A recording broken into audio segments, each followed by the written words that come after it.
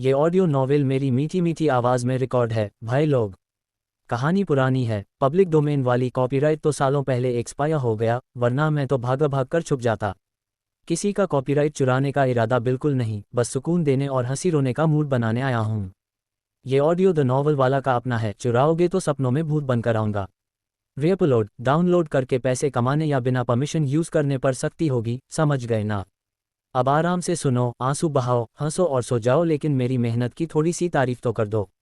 मज़ा आए तो लाइक कमेंट सब्सक्राइब कर देना, वरना अगली स्टोरी में तुम्हें ही हीरो विलेन बना दूंगा। अध्याय 86। आपकी सीईओ रिया मल्होत्रा ने मेरा आदमी छीन लिया। रिया मल्होत्रा के जाने के थोड़ी देर बाद असिस्टेंट अनिका राव ऑफिस में दस्तावेज व्यवस्थित कर रही थी। तभी उन्हें अचानक एक कॉल आया जिसमें कहा गया कि वे लॉबी के फ्रंट डेस्क पर रहें। हेलो जोया, क्या बात है? दूसरी तरफ से आवाज़ धीमी थी, साफ था कि अनिका राव से बात करनी है।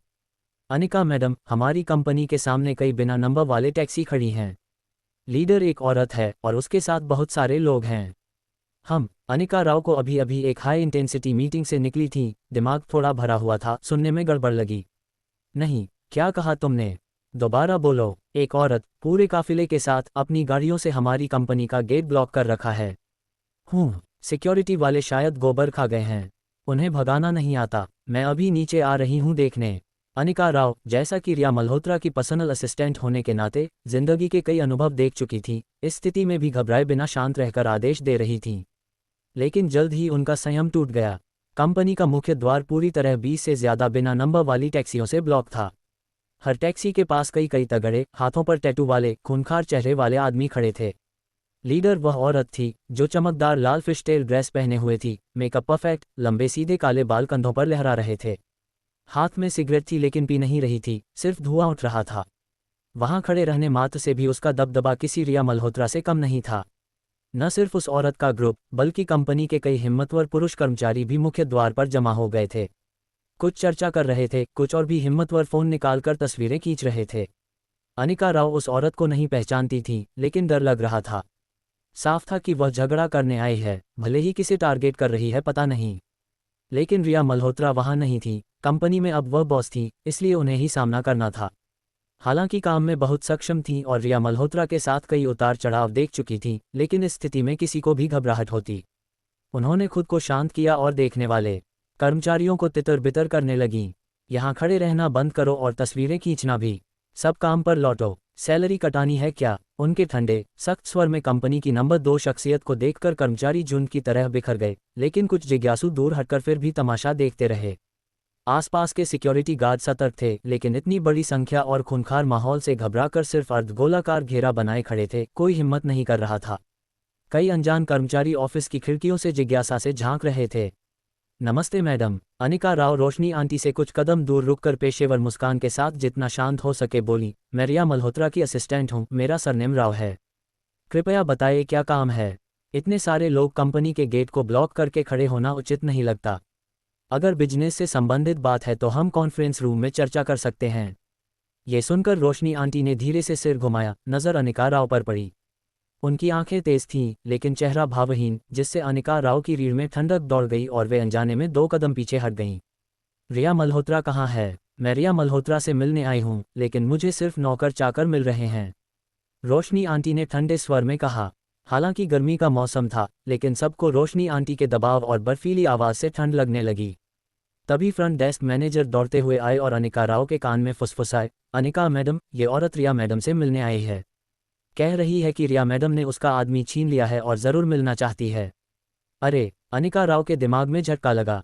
आदमी छीन लिया? रिया मल्होत्रा, वो रिया मल्होत्रा जो हमेशा पुरुषों को तुच्छ समझती हैं। उन्हें पता था कि रिया मल्होत्रा ने हाल ही में एक छोटे लड़के के साथ डेटिंग शुरू की है और कंपनी पर पहले जितना ध्यान नहीं दे रही हैं, लेकिन कभी सोचा भी नहीं था कि वह छोटा लड़का किसी और का था, जिसे रिया मल्होत्रा ने छीन लिया। सामान्य स्थिति में न सिर्फ वे बल्कि कोई भी नहीं मानता, लेकिन अब दूसरी तरफ अपनी फौज लेकर शहर के द्वार पर आकर खड़ी हो गई है। और बाहर की स्थिति देखकर ये पहली पत्नी साफ तौर पर मामूली झगड़ालू नहीं है। ये गॉसिप वाला ख्याल सिर्फ पल भर के लिए आया और फिर प्रोफेशनल संकट तथा बाहर खड़ी औरत के डर ने दबा दिया। अगर यह मामला ठीक से न संभाला गया तो न सिर्फ रिया मल्होत्रा का चेहरा उतरेगा, बल्कि कंपनी की इज्जत भी जाएगी। उनकी असिस्टेंट होने के नाते सबसे पहले उन्हें ही नुकसान होगा, नौकरी भी जा सकती है। दिमाग तेजी से चला, उन्होंने तुरंत समाधान सोचा। पहले उस औरत को शांत करो, फिर रिया मल्होत्रा को फ़ोन करो। चाहे लव राइवल हो या किसी का आदमी छीनने वाला मामला, दोनों को कहीं बैठकर बात करनी चाहिए। कम से कम ये औरत कंपनी का गेट ब्लॉक करके न खड़ी रहे। कंपनी की इमेज बहुत खराब होगी। मशहूर मल्होत्रा परिवार का द्वार दिन दहाड़े ब्लॉक, क्या मुंह दिखाएंगे। अंदरूनी बेचैनी दबाकर उन्होंने सामने वाली औरत को मुस्कुराते हुए कहा, मैडम, मुझे लगता है आपने कुछ गलतफहमी कर ली है। रिया मैडम अभी कंपनी में नहीं हैं। अगर कुछ ज़रूरत हो तो अपना कॉन्टैक्ट नंबर छोड़ दीजिए। या उन्होंने पीछे खड़े खूंखार तगड़े आदमियों को देखा और हिम्मत करके सुझाव दिया, या फिर बगल की कॉफ़ी शॉप में चलकर बैठकर बात कर लें। इतने सारे लोग लेकर आना समस्या नहीं सुलझाएगा, बल्कि अनावश्यक गलतफहमी और परेशानी पैदा कर सकता है। ये सुनकर रोशनी आंटी ने सिर्फ ठंडी नज़र से अनिका राव को देखा और बोली, मुझे रिया मल्होत्रा से कोई गलतफहमी नहीं है। उसने मेरा आदमी छीन लिया है, मैं उसे वापस लेने आई हूँ। इतनी सी बात है। अगर वह अभी नहीं है तो मैं यहीं इंतज़ार करूंगी जब तक वह नहीं आ जाती।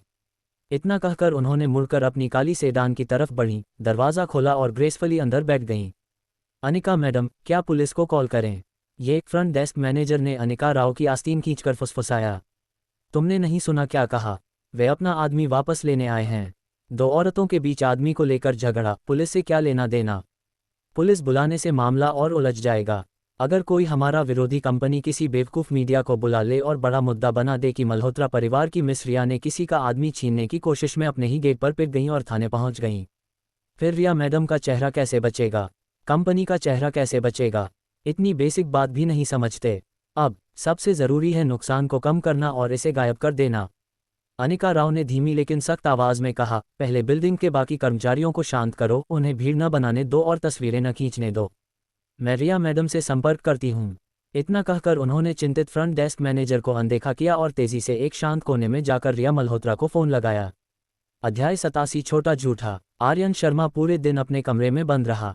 फ़ोन और टीवी के बिना वह बोरियत से मर रहा था। कई बार कमरे से बाहर निकलने की कोशिश की, कहा कि बस थोड़ी सी हवा खानी है, लेकिन तनिषा शिस्यूटियांशन दरवाजे पर पहरा दे रही थी और कुछ भी कहने पर नहीं मान रही थी। आखिरकार उसे हार माननी पड़ी। पर्दे खींचकर खिड़की के पास बैठकर मैनर के नज़ारे देखने लगा। हाय, रिया मल्होत्रा, रिया मल्होत्रा, वह खुद से बड़बड़ाया। इस समय उसे स्कूल में होना चाहिए था, लेकिन अब कमरे से बाहर भी नहीं निकल सकता, क्लास तो दूर की बात। अगर कुछ नहीं चलेगा तो रिया से माफ़ी मांग लूँ। पहले भी कई बार झूठ बोला है, एक और झूठ बोलने में क्या फ़र्क पड़ता है? सबसे ज़रूरी है यहाँ से बाहर निकलना। ऐसा सोचकर उसने फैसला कर लिया कि रिया मल्होत्रा कुछ भी कहे, वह हाँ में जवाब देगा, उसे खुश करेगा, शायद मामला खत्म हो जाए। उसे रिया मल्होत्रा को पता था, जब तक वह प्यारा और नखरेबाज बनेगा, रिया मल्होत्रा का दिल पिघल जाएगा। पहले भी कई बार इस तरकीब से उसे मैनिपुलेट किया था, इसलिए अनुभव था और आत्मविश्वास था। थोड़ी देर बाद उसे फरारी का इंजन की आवाज़ सुनाई दी, पास आती गई और फिर दूर चली गई। खिड़की से उसने रिया मल्होत्रा की लाल फरारी देखी, जो सेंट्रल विला से गुजरकर बैकयार्ड के पार्किंग लॉट की तरफ जा रही थी। वापस आ गई? इतनी जल्दी? ठीक है, हिम्मत कर आर्यन शर्मा, थोड़ा नखरा दिखाकर माफ़ी मांग ले, सब ठीक हो जाएगा। कल स्कूल भी जा पाएगा और शाम को रोशनी आंटी के घर भी। चल, हिम्मत कर, उसने खुद को हौसला दिया। आर्यन शर्मा मूर्ख नहीं था, वह जानता था कि इस समय रिया मल्होत्रा से आमने सामने टकराना सिर्फ मामले को और उलझाएगा। उसे रिया मल्होत्रा से नफरत नहीं थी और पहले जैसा झगड़ा भी नहीं करना चाहता था। दरवाजे के बाहर पहले तनिषा के कदमों की आहट आई, फिर धीरे धीरे दूर होती गई। कुछ देर बाद दो जोड़ी कदमों की आवाज़ आई, एक फ्लैट शूज़ और दूसरी हाई हील्स की। रिया मल्होत्रा, वह वापस आ गई हैं। आर्यन शर्मा तुरंत बिस्तर पर सीधा होकर बैठ गया, सिर झुकाए, रिया मल्होत्रा के दरवाज़ा खोलने का इंतज़ार करने लगा। दरवाज़ा खुला, रिया मल्होत्रा अंदर आई और फिर ज़ोर से दरवाज़ा बंद कर दिया। उनकी नज़र आर्यन शर्मा पर पड़ी, जो बिस्तर के किनारे बैठा, सिर झुकाए, कुछ दुबला और आज्ञाकारी लग रहा था।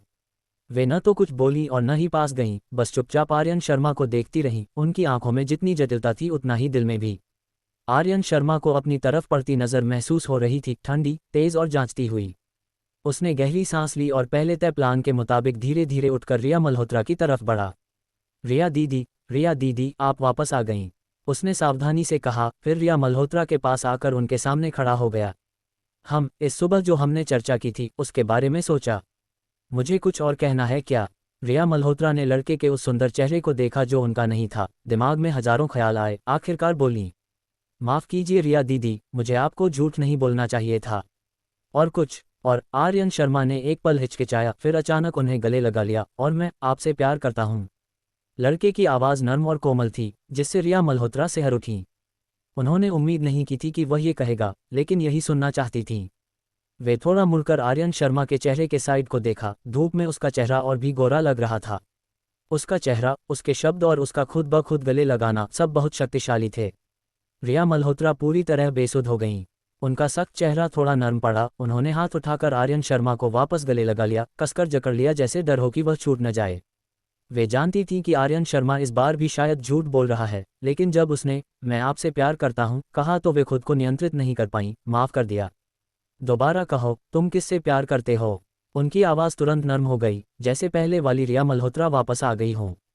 मैं आपसे प्यार करता हूँ रिया दीदी। आर्यन शर्मा ने अपना चेहरा रिया मल्होत्रा के कंधे में छिपा लिया। आवाज़ दबी हुई थी, लेकिन जानबूझकर बनाई गई मोहकता थी। उसने उनकी ठंडी खुशबू सूंघी, उनकी गले लगाने की गर्माहट और कसकर जकड़ने वाली बाहों को महसूस किया, और दिमाग में तूफान उठा। वह साफ महसूस कर रहा था कि रिया मल्होत्रा का शरीर हल्का सा कांप रहा है, गुस्से से नहीं, बल्कि मैं तुमसे प्यार करता हूँ सुनकर खुशी से, लेकिन उस खुशी में दर्द भी था। वे जानती थी कि वह झूठ बोल रहा है, उसके दिल में हमेशा दूसरी औरत रही है। लेकिन जब उसने मैं तुमसे प्यार करता हूँ कहा तो उनकी सारी अक्ल, नाराज़गी और गुस्सा सूरज की धूप में बर्फ की तरह पिघल गया। वे ये शब्द सुनना चाहती थीं।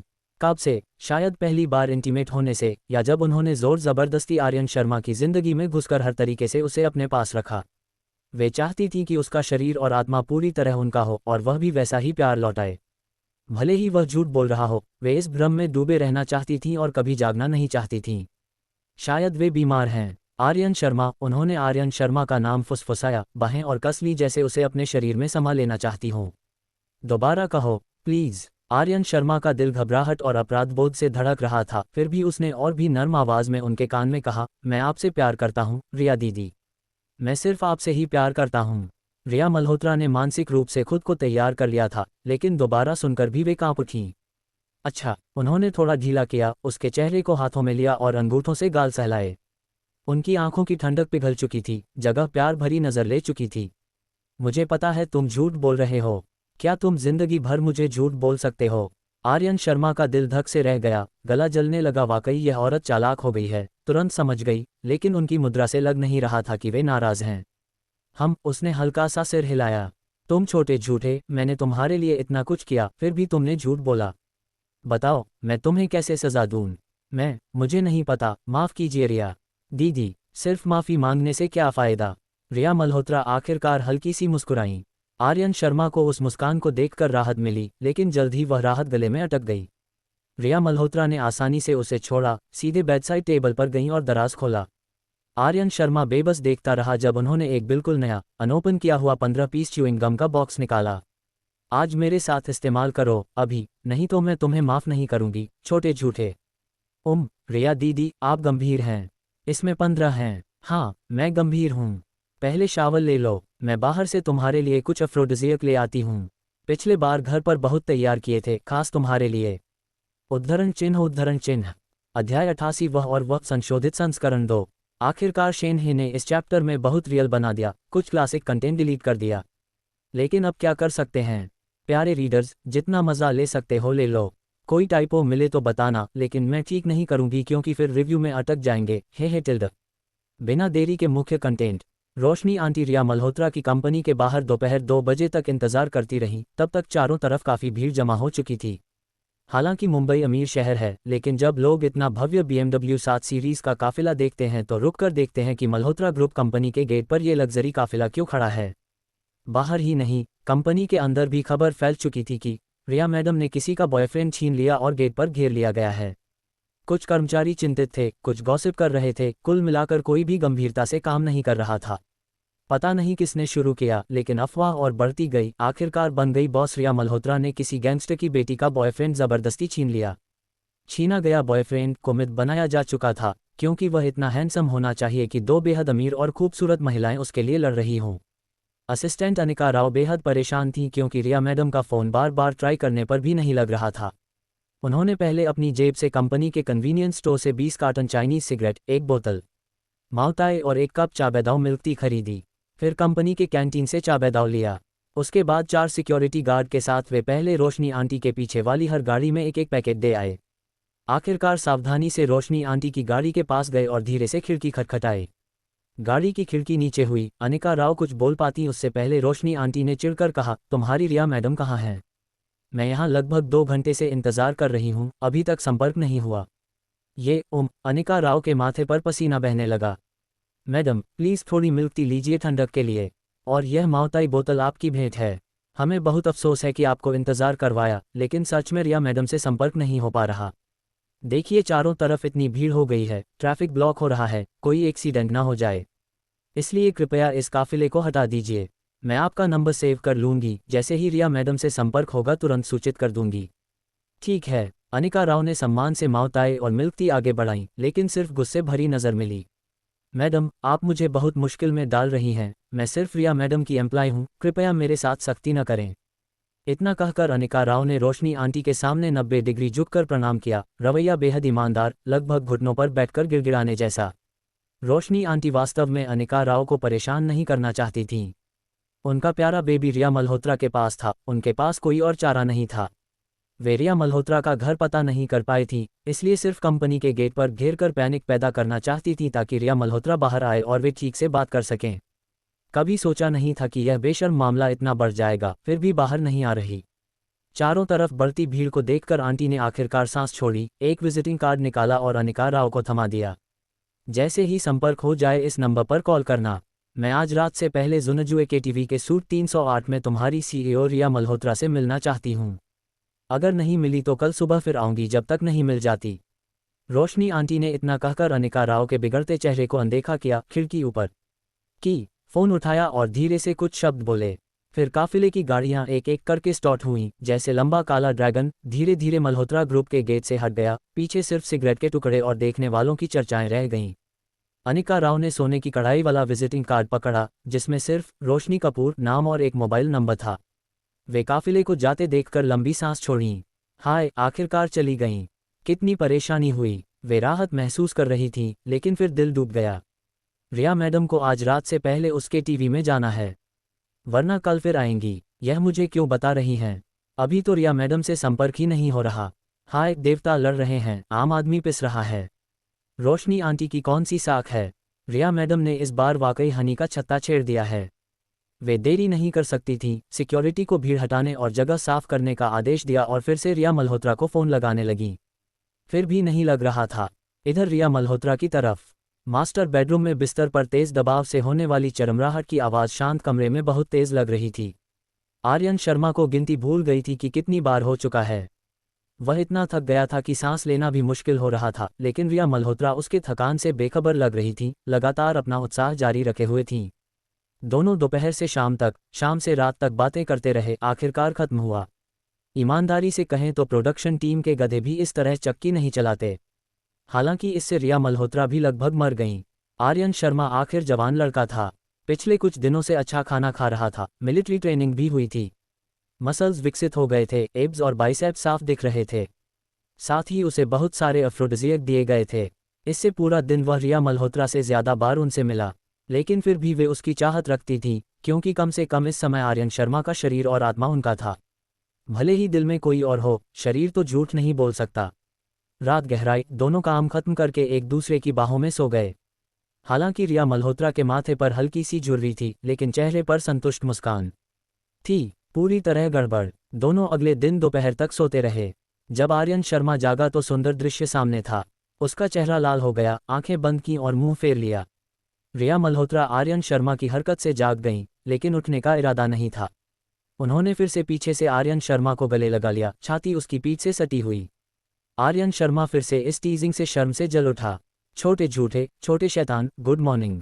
रिया मल्होत्रा ने उसके कान में फुसफुसाया, आवाज़ अभी नींद से भरी और भारी थी। इतनी प्यारी आवाज़ थी कि आर्यन शर्मा और भी शर्मा गया।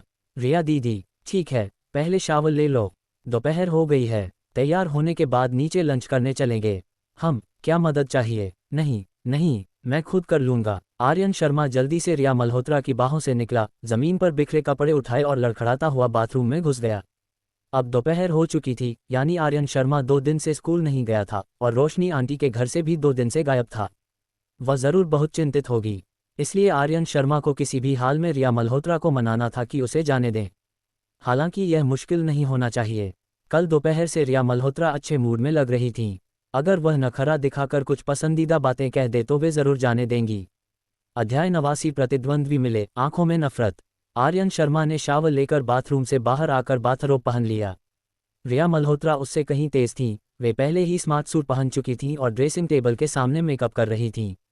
रिया दीदी, हाँ मुझे अब बाहर जाना है, बहुत ज़रूरी काम है। क्या ज़रूरी काम? तुम्हारा काम नहीं है, बस घर पर मेरा इंतज़ार करो। अभी भी बाहर नहीं जा सकता। तुम अभी भी बाहर जाना चाहते हो, छोटे झूठे, रोशनी आंटी के पास जाने के लिए? नामुमकिन। रिया मल्होत्रा का लापरवाह जवाब आर्यन शर्मा को लगा जैसे आसमान गिर पड़ा हो। खत्म हो गया, बाहर नहीं निकल सकते। लेकिन मैं, रिया दीदी, आप मुझे हमेशा के लिए बंद नहीं रख सकती। आर्यन शर्मा घबरा गया, पैर पटकते हुए गिड़गिड़ाया, अगर आप बाहर जा रही हैं तो मैं भी आपके साथ चलता हूँ, फिर टैक्सी लेकर स्कूल चला जाऊंगा। अगर आप। आर्यन शर्मा बात पूरी कर पाता कि रिया मल्होत्रा उठकर बीच में बोल पड़ी। सोच भी मत समझो कि मुझे पता नहीं तुम बाहर क्या करने वाले हो। मुझे पता है तुम्हें अभी भी रोशनी आंटी से मोहब्बत है, इसलिए मैं तुम्हें जाने ही नहीं दूंगी। तुम्हें तब तक मेरे पास रहना होगा जब तक तुम पूरी तरह मुझसे प्यार नहीं कर लेते और सिर्फ मुझे ही प्यार नहीं करने लगते। स्कूल की चिंता मत करो, मैंने प्रिंसिपल से पहले ही बात कर ली है, सब ठीक रहेगा। इतना कहकर वे आर्यन शर्मा के पास आई, उसके गाल पकड़े और जोर से होंठों पर किस कर दिया। रिया दीदी, माँ को पुकारने से भी कुछ नहीं होगा, बाहर निकलो, सोच भी मत। रिया मल्होत्रा अपना रुख अटल रखती रहीं, लड़के के सिर पर थपकी दी और कमरे से बाहर चली गईं। आर्यन शर्मा को जब होश आया और पीछे दौड़ा तो दरवाज़ा पहले ही क्लिक से लॉक हो चुका था। रिया दीदी, आप ऐसा नहीं कर सकती, उसने दरवाजे पर पीटते हुए चिल्लाया। मैं कुछ नहीं कर सकती, छोटे झूठे। अगर तुमने पहले मुझसे झूठ नहीं बोला होता तो आज ये हाल नहीं होता। तुमने खुद को यह मुसीबत मोल ली है, रिया मल्होत्रा ने दरवाजे के बाहर से कहा, फिर चली गईं आर्यन शर्मा को अकेला छोड़कर। यह अवैध कैद से क्या फ़र्क है? रिया मल्होत्रा, तुम वाकई बहुत शैतान हो। आर्यन शर्मा खुद से बड़बड़ाते हुए बाथरूम के छोटे बालकनी की तरफ गया, जहां से मैनर के बैकयार्ड का बड़ा नज़ारा दिखता था। थोड़ी देर बाद रिया मल्होत्रा उसकी नज़र में आईं। दूर से वे अभी भी चमकदार और खूबसूरत लग रही थीं। वह उन्हें बैकयार्ड के अंडरग्राउंड पार्किंग गराज में उतरते देख रहा था और साथ ही देखा कि गराज के पास एक सूट वाला बॉडीगार्ड अतिरिक्त खड़ा था। जब रिया मल्होत्रा उसके पास से गुजरी तो उसने सम्मान से अभिवादन किया। उस जगह पहले बॉडीगार्ड नहीं थे, रिया मल्होत्रा ने कल ही लगाए थे ताकि आर्यन शर्मा पर नज़र रखी जा सके। उन्होंने सिर्फ गराज में ही नहीं बल्कि restaurant, golf course, fish pond और गार्डन, हर जगह बॉडीगार्ड लगा दिए थे। आर्यन शर्मा के पास कोई उपाय नहीं बचा था, उसे सिर्फ रिया मल्होत्रा के वापस आने का इंतजार करना था और उनसे बात करनी थी, लेकिन उनकी अभी वाली मुद्रा से लग रहा था कि बातचीत में जीत की संभावना बहुत कम है। रिया मल्होत्रा की तरफ फरारी हाईवे पर तेजी से दौड़ रही थी, उनका चेहरा धीरे धीरे ठंडा होता जा रहा था। तभी उनका फ़ोन बजा। वे स्पीड कम नहीं की, सिर्फ फ़ोन उठाकर कॉल रिसीव किया। दूसरी तरफ से बोलने से पहले ही उन्होंने कहा, हेलो, अपने सारे आदमियों को हटा दो, मैं अपनी असिस्टेंट से कहूंगी कि तुम्हें ऊपर कॉन्फ्रेंस रूम ले जाए। बात पूरी होने से पहले ही दूसरी तरफ से भी ठंडी औरत की आवाज़ आई, क्या तुम मुझे बेवकूफ़ समझती हो? या तो तुम्हारी कंपनी के गेट पर बात करेंगे या मेरे के टीवी आओ। मेरे धैर्य की सीमा है, इसलिए जल्दी से आ जाओ। इतना कहकर दूसरी तरफ ने फ़ोन रख दिया। ओह शिट, रिया मल्होत्रा ने दांत पीसकर गाली दी, फिर गाड़ी सड़क किनारे पार्क की और दूसरा फ़ोन लगाया। हेलो, 30 बॉडीगार्ड भेज दो, 20 मिनट के अंदर कंपनी के गेट पर दिखाई दे, तुरंत। जी मिस। दूसरी तरफ से भारी मध्यवयस्क पुरुष की आवाज़ आई। जवाब मिलते ही रिया मल्होत्रा ने गाड़ी स्टार्ट की और कंपनी की तरफ चल पड़ी। कंपनी का गेट आज कल से भी ज़्यादा भीड़ था। रोशनी आंटी और ज़्यादा लोगों के साथ सुबह से कंपनी के गेट पर खड़ी थी, लेकिन रिया मल्होत्रा बहुत देर तक नहीं दिखी। इस समय तक देखने वालों की भीड़ और बढ़ गई थी, अफवाहें फैलने लगी थीं। गेट ब्लॉक करने वाली अमीर परिवार की लड़की है, उसके BMW 7 सीरीज़ काफिले से साफ है। जिसे घेरा गया है वह भी मल्होत्रा परिवार की अमीर लड़की है। क्यों घेरा है? क्योंकि मल्होत्रा परिवार की बेटी ने इस लड़की का आदमी छीन लिया। दोनों प्रतिद्वंद्वी हैं, कल सुबह से इंतजार कर रही हैं। भीड़ में चर्चा और तेज होती गई। व्हाट्सएप स्टेटस और QQ स्पेस पर पोस्ट करना आम हो गया था। कई लोग सीधे डॉइन और वीबो पर लाइव कर रहे थे। मामला तेजी से अनियंत्रित हो गया। मुंबई जैसे टियर एक शहर में ऐसी गॉसिप आम है, लेकिन लोग तमाशा देखना पसंद करते हैं। कौन नहीं देखना चाहेगा अमीर परिवार की लड़कियों के लव के लिए लड़ाई का ड्रामा। जब रिया मल्होत्रा कंपनी के गेट पर पहुंची तो बॉडीगार्ड और सिक्योरिटी भीड़ हटा रहे थे। उन्होंने दृश्य देखकर सोचा कि जाकर जय Hind city public security bureau के डायरेक्टर को फ़ोन करें और सारे देखने वालों समेत रोशनी आंटी को कुछ दिन हिरासत में ले लें। एक तेज़ नज़र वाले बॉडीगार्ड ने रिया मल्होत्रा की गाड़ी देख ली और जल्दी से रास्ता साफ करने आए। फरारी सीधे युद्ध क्षेत्र के बीचों बीच पहुंच गई। रोशनी आंटी चमकदार लाल फिशटेल ड्रेस में वहां खड़ी थीं, पीछे BMW 7 सीरीज़ की कतार, हर गाड़ी के पास कई कई तगड़े आदमी खड़े थे। रिया मल्होत्रा ने गाड़ी रोकी और उतरी। रोशनी आंटी, तुम्हारी हिम्मत तो बहुत है। किसने तुम्हें मल्होत्रा परिवार के गेट को घेरने की हिम्मत दी? प्रतिद्वंद्वी मिले तो आंखों में नफरत भरी थी। रोशनी आंटी भी बिना दया के बाजू पर हाथ बांधे रिया मल्होत्रा को नीचे से ऊपर तक देखा। ईमानदारी से कहें तो उनका रिया मल्होत्रा से पहले ज़्यादा संपर्क नहीं था। सिर्फ 1 महीने पहले के टीवी में मिले थे, कभी एक लाइन पर नहीं थे। लेकिन अब रिया मल्होत्रा ने उनका प्यारा बेबी छीन लिया और उससे भी बुरा उसके साथ सो भी गई। ये बात सबसे ज़्यादा रोशनी आंटी को गुस्सा दिला रही थी। आर्यन शर्मा इतना छोटा, मासूम और भोला लड़का था कि हाथ पकड़ने पर भी शर्मा जाता था। वह किसी अनजान औरत के साथ इतनी आसानी से कैसे सो सकता था? रिया मल्होत्रा ने ज़रूर उसे धमकाया होगा। तुम सोचती हो तुम सही हो। सुनो मिस मल्होत्रा, मैं पहले तुम्हारे साथ नरमी बरत रही थी, कभी सोचा नहीं था कि तुम इतनी बेशर्म हो। रोशनी आंटी, कंपनी के गेट पर यह बातें न करें, कहीं बैठकर ठीक से बात करते हैं। क्या तुम सोचती हो कि मैं तुम्हारा चेहरा खराब कर रही हूँ? तो मिस मल्होत्रा को शर्म आती भी है। मैं जानबूझकर नहीं कर रही थी, लेकिन तुमने मेरा आदमी छीनकर वापस नहीं दिया तो क्या करूं? बॉडीगार्ड और सिक्योरिटी द्वारा हटाई जा रही भीड़ अचानक मुख्य पात्रों के बीच के शक्तिशाली और जानकारी से भरपूर डायलॉग सुनकर जाग गई। पीछे हटने की बजाय आगे बढ़ने लगी। सारे फोन कैमरे दोनों मुख्य महिला पात्रों की तरफ थे। फ्लैश की रोशनी और चहल पहल का शोर मच गया। अरे वाह, सच में किसी का आदमी छीन रही है। 3 जानती और 3 बनाती। मल्होत्रा परिवार की बड़ी बेटी। ब्रेकिंग न्यूज़, अमीरों का झगड़ा, मुख्य किरदार मिस्ट्रेस को फाड़ रही है। लाल ड्रेस वाली औरत कितनी कूल है। बहुत अच्छा किया, ऐसे ही शर्मीली मिस्ट्रेस से निपटना चाहिए। पता नहीं किसका आदमी छीना गया। वह ज़रूर बहुत हैंडसम होगा। कल पूरे दिन ट्रैफिक जाम रहा, आज भी आए हैं। लगता है सच्चा प्यार है। मल्होत्रा परिवार इस बार वाकई इज्जत खो बैठा। चर्चाएं ऊंची नीची होती रहीं, कुछ लोग फ़ोन ऊंचा करके लाइव कर रहे थे और उत्साह से स्थिति समझा रहे थे। अध्याय 90 प्रतिद्वंद्वी मिले, आंखों में गुस्सा भाग दो। रिया मल्होत्रा का चेहरा तुरंत बेहद काला पड़ गया। वे मुंबई की युवा पीढ़ी में उभरती सितारा थीं, डिनर पार्टी और गैदरिंग में अक्सर प्रशंसा पाती थीं। लेकिन इस बार अलग था। इस बार उनकी पर्सनल लाइफ के स्कैंडल पर चर्चा हो रही थी। रोशनी आंटी का ये कदम उन्हें और मल्होत्रा परिवार को पूरी तरह बेइज्जत कर रहा था। ये देखकर उनके बॉडीगार्ड और भी मेहनत से भीड़ हटाने और व्यवस्था बनाए रखने लगे, लेकिन देखने वाले बहुत थे। सब इस रसीले गॉसिप का अंत जानना चाहते थे, इसलिए कुछ देर तक स्थिति नियंत्रण में नहीं आ रही थी। चुप रहो सब, क्या फिल्मा रहे हो? फ़ोन नीचे रखो, वरना परिणाम भुगतोगे। रिया मल्होत्रा के सिक्योरिटी सुपरवाइजर ने सख्ती से चिल्लाया। कई बॉडीगार्ड आगे बढ़कर सबसे नज़दीकी लोगों के फ़ोन छीनने की कोशिश करने लगे। क्या कर रहे हो? मारोगे क्या? मल्होत्रा परिवार इतना बड़ा है तो क्या किसी का आदमी छीनना सही है क्या? हम सिर्फ देख रहे हैं। क्या ये गैरकानूनी है? अगर इतनी ताकत है तो अपने दिल के खिलाफ काम मत करो। भीड़ का विद्रोही स्वभाव जाग गया, माहौल और भी अराजक हो गया।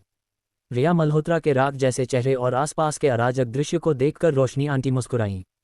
यही प्रभाव वे चाहती थीं। वे रिया मल्होत्रा को सबके सामने अपमानित करना चाहती थीं और समस्या का सामना करवाना चाहती थीं। रोशनी आंटी, तुम कर सकती हो।